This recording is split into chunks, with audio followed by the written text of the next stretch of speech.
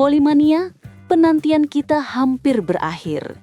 Gaung nama Megawati Hangestri Pertiwi, idola kita semua, kembali menggema di arena voli Indonesia, namun kali ini dengan nuansa haru perpisahan sementara.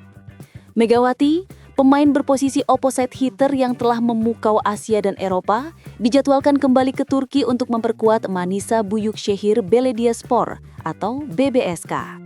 Namun, sebelum jet pribadi membawanya kembali ke tanah Anatolia, Mega masih punya satu tugas suci.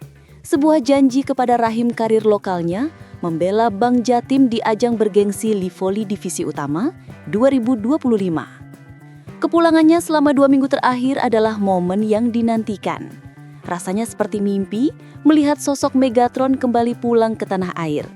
Ia hadir bukan hanya sebagai bintang internasional dengan sorotan media global, tetapi juga sebagai anak bangsa yang tak pernah lupa akarnya.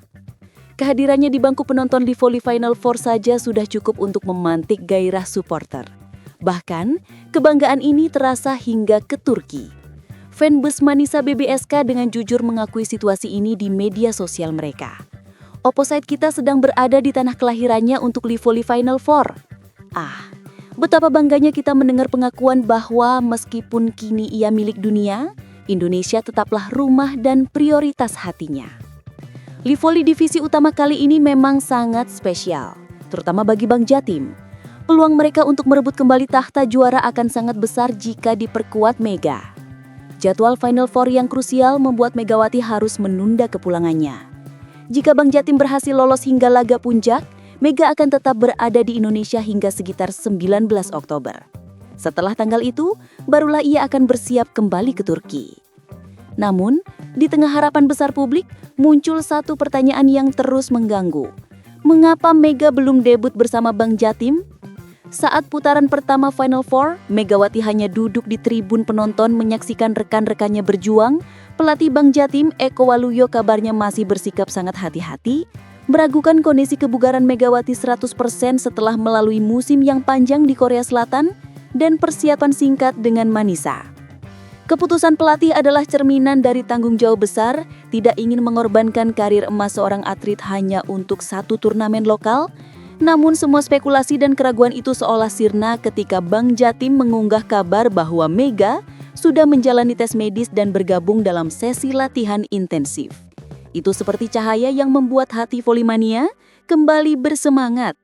Sinyal kuat telah dikirim, Megawati siap beraksi di fase krusial volley jika kondisi fisiknya dianggap layak, membuktikan komitmennya kepada tim yang membesarkan namanya.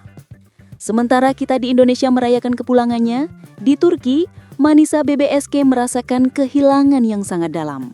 Tim yang berkompetisi di kasta kedua Liga Voli Turki ini, Kadınlar 2 Ligi, telah menetapkan target ambisius, promosi ke kasta tertinggi Sultanlar Ligi.